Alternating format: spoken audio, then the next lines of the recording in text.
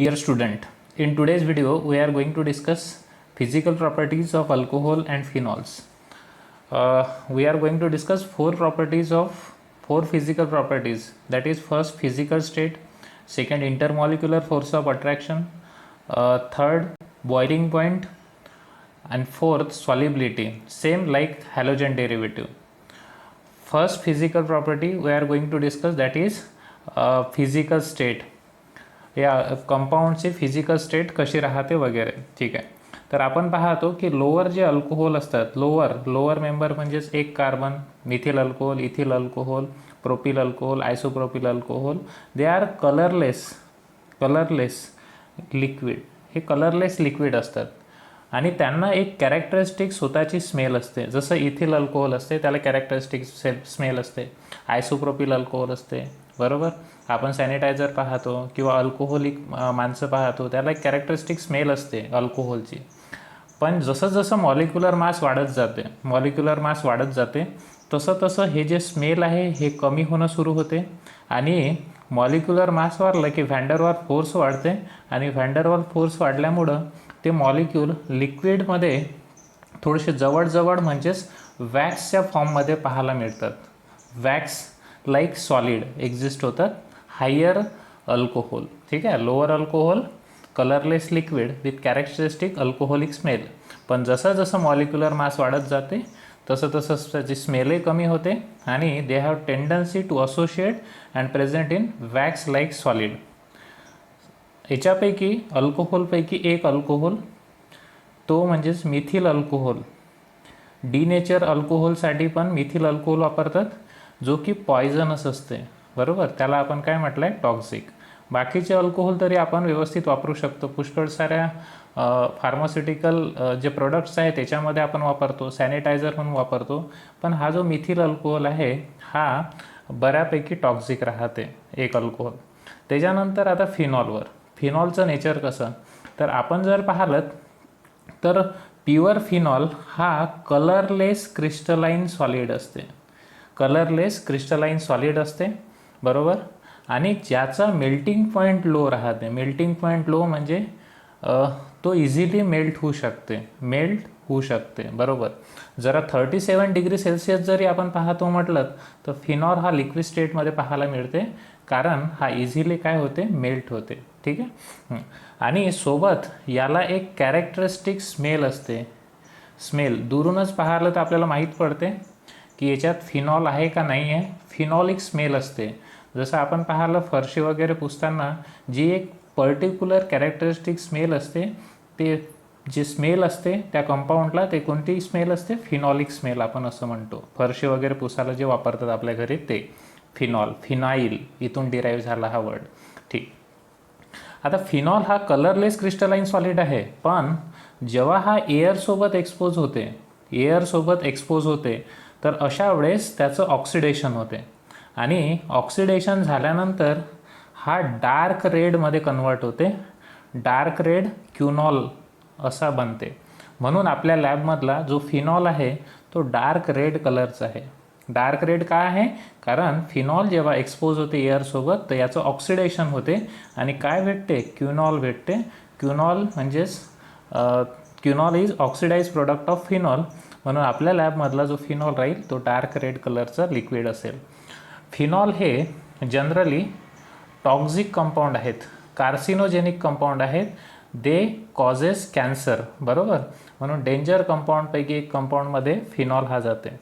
नंतर दुसरी physical property आपण पाहू, ती म्हणजेच नेचर ऑफ इंटरमॉलिक्युलर फोर्सेस.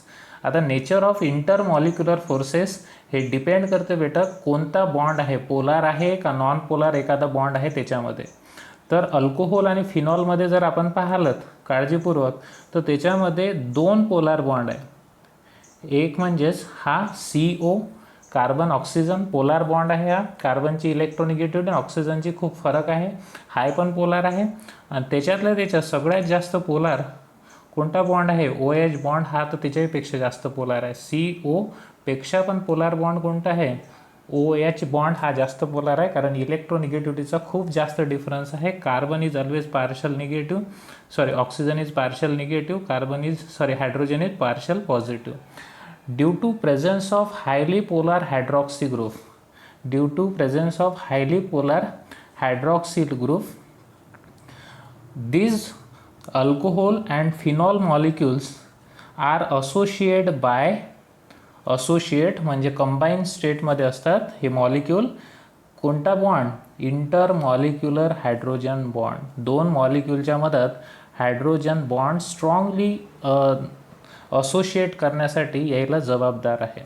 ठीक आहे, हा एक अल्कोहोलचा मॉलिक्यूल घेतला आपण, बरोबर, याला ए म्हटलं, आणि हा दुसरा अल्कोहोलचा मॉलिक्यूल, बरोबर. या अल्कोहोलच्या मॉलिक्यूलचा हा ऑक्सिजन पार्शल निगेटिव्ह चार्ज, या मॉलिक्यूलचा हायड्रोजन, त्याच मॉलिक्यूलचा हायड्रोजन पार्शल पॉझिटिव्ह चार्ज, दुसऱ्या मॉलिक्यूलचा hydrogen partial positive, oxygen partial negative, याचा पॉझिटिव्ह पोल या मॉलिक्यूलचा, तर या मॉलिक्यूलचा निगेटिव्ह पोल, हे एकमेकासोबत एक स्पेशल टाईप ऑफ इंटरमॉलिक्युलर फोर्सनी असोशिएट होतात.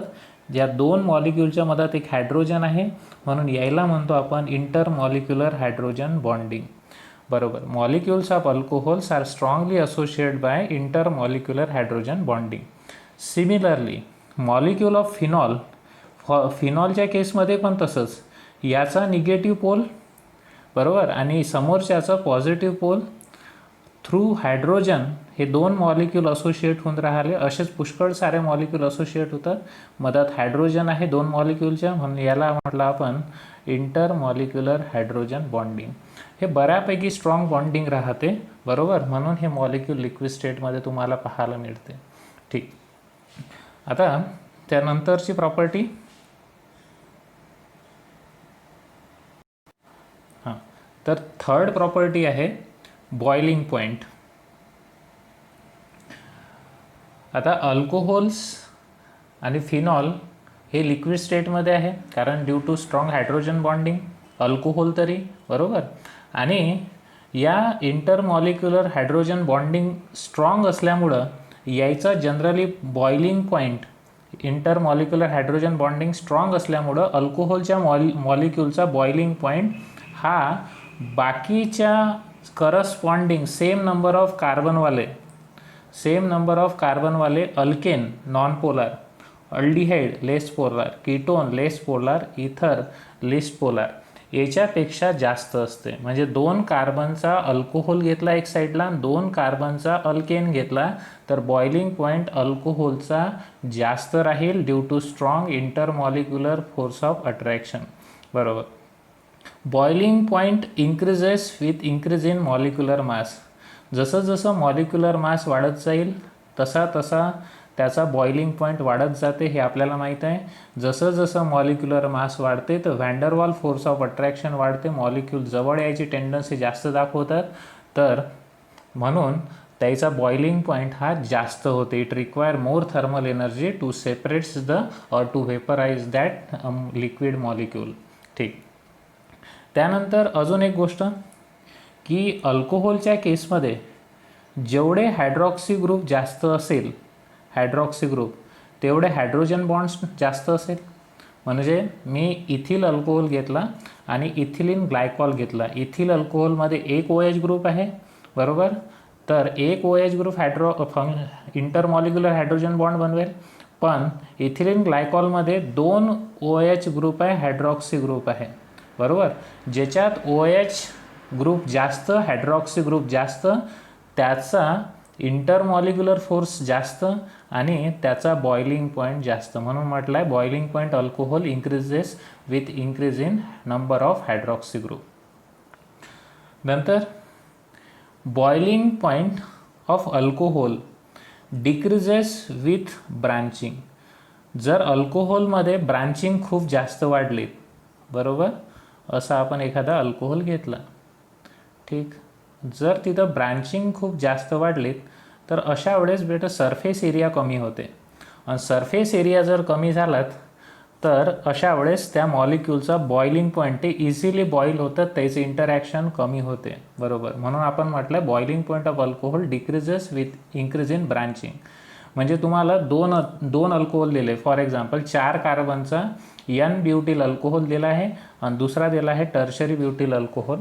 तर N ब्युटिल अल्कोहोलचा बॉइलिंग पॉईंट हा जास्त राहील कारण त्याचा सरफेस एरिया खूप जास्त आहे, बरोबर. दुसऱ्या मॉलिक्यूलसोबत इंटरॅक्शन जास्त आहे आणि इंटरॅक्शन जास्त असेल तर अट्रॅक्शन फोर्स जास्त आहे. अट्रॅक्शन फोर्स जास्त तर मॉलिक्यूलला सेपरेट करायला, वेपराईज करण्याला जास्त एनर्जी लागेल.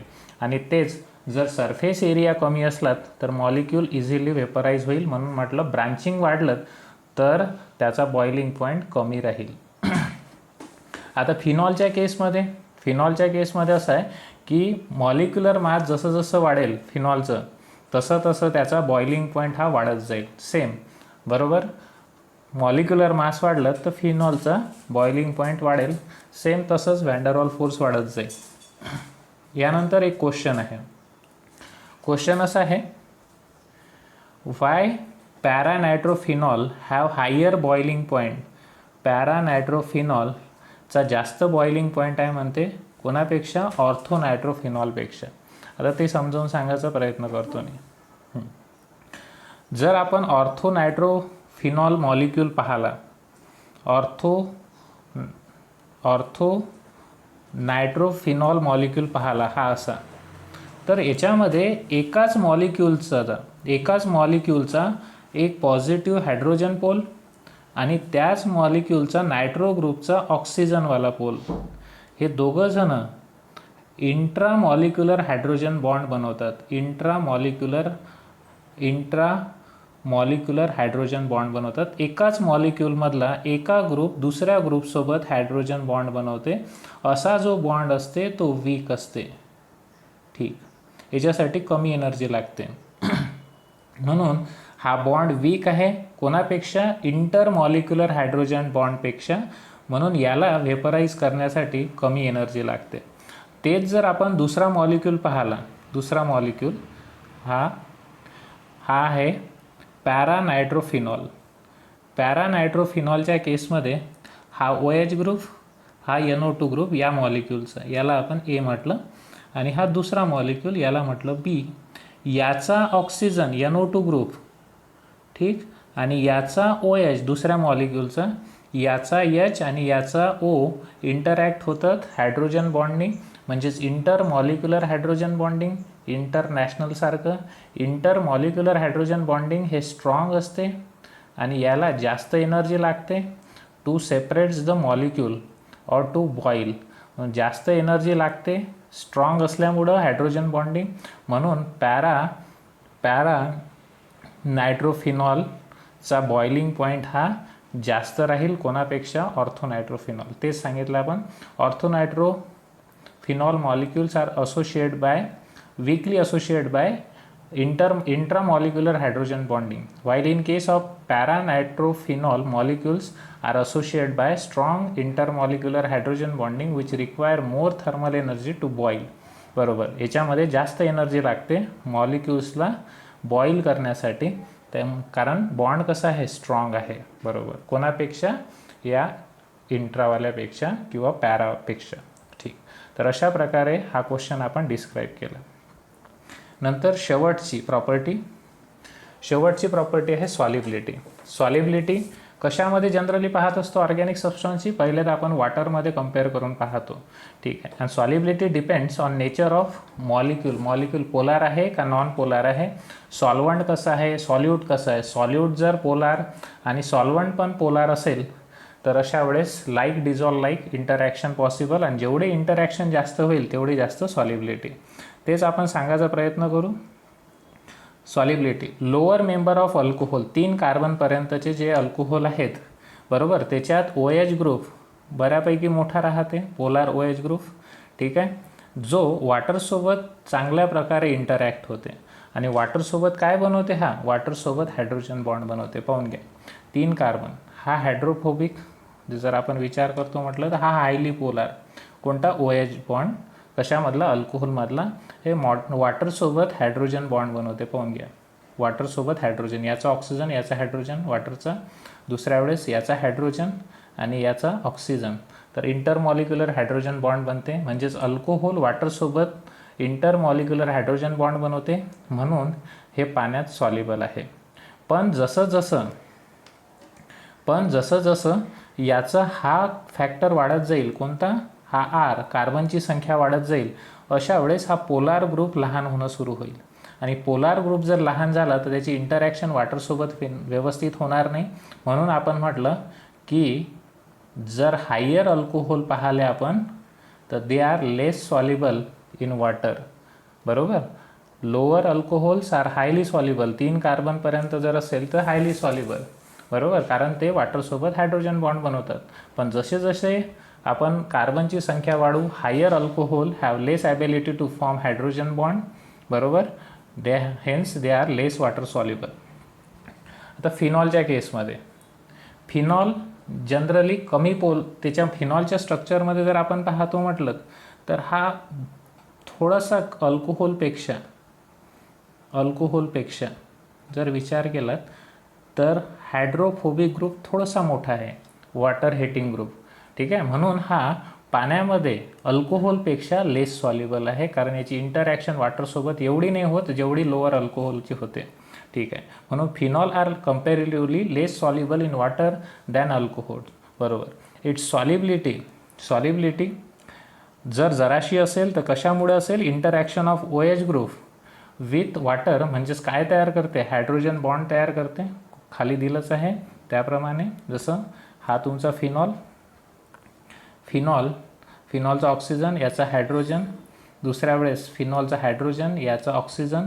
तर फिनॉल वॉटरसोबत हायड्रोजन बॉन्ड बनवते, म्हणून हा फिनॉल वॉटरमध्ये सॉल्युबल आहे. थोडंसं तरी असो ना, पण सॉल्युबल आहे.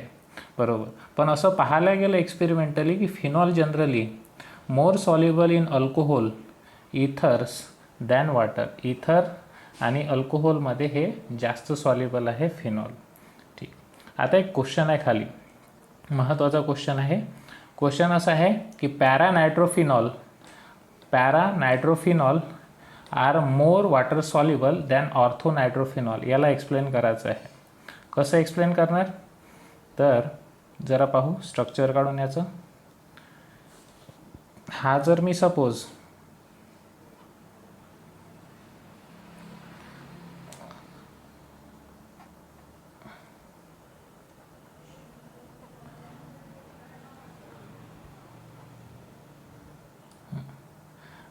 हा ऑर्थो नायट्रोफिनॉल घेतला तर याच्यामध्ये इंट्रामॉलिक्युलर हायड्रोजन बॉन्डिंग आहे. आणि इंट्रामॉलिक्युलर हायड्रोजन बॉन्डिंग असल्यामुळं फिनॉलचा H अवेलेबल नाही. कशासाठी, वॉटरच्या O सोबत इंटरॅक्ट होण्यासाठी. बरोबर ना. याचा ऑक्सिजन इझिली या हायड्रोजनसोबत इंटरॅक्ट होऊ शकतात. म्हणजे सोप्या भाषेत ऑर्थो नायट्रोफिनॉल हे स्वतः बिझी आहे. दे are less interactive towards the solvent कोण, वॉटरसोबत ते व्यवस्थित इंटरॅक्ट होत नाही किंवा इंटरॅक्शन होऊ शकत नाही त्याचं. इंटरॅक्शन झालं नाही तर ते हायड्रोजन बॉन्ड बनवणार नाही, आणि हायड्रोजन बॉन्ड बनवणार नाही तर पाण्यात कसे असेल ते लेस सॉल्युबल. तेच जर आपण पॅरानायट्रोफिनॉलच्या केसमध्ये पाहिलं, पॅरानायट्रोफिनॉल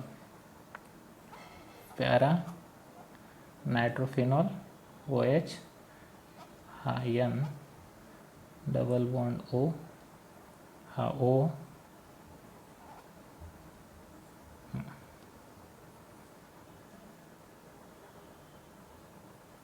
हा OH,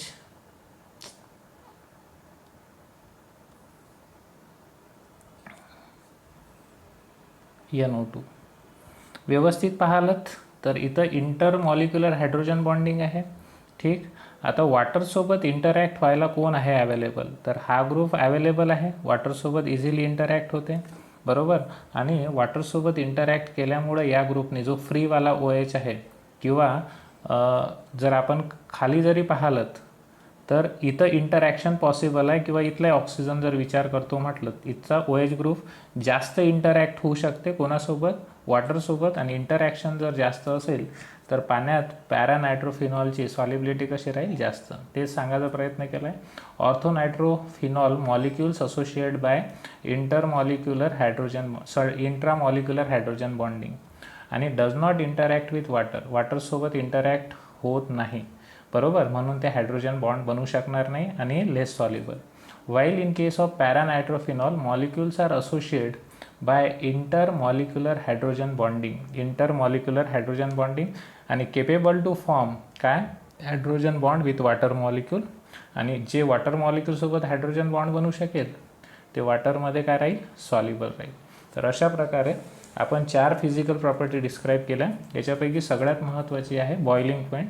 त्याच्या रिलेटेड एक क्वेश्चन आहे जो मी सांगितला होता सरफेस एरियावाला, तर तो व्यवस्थित करून घ्याल.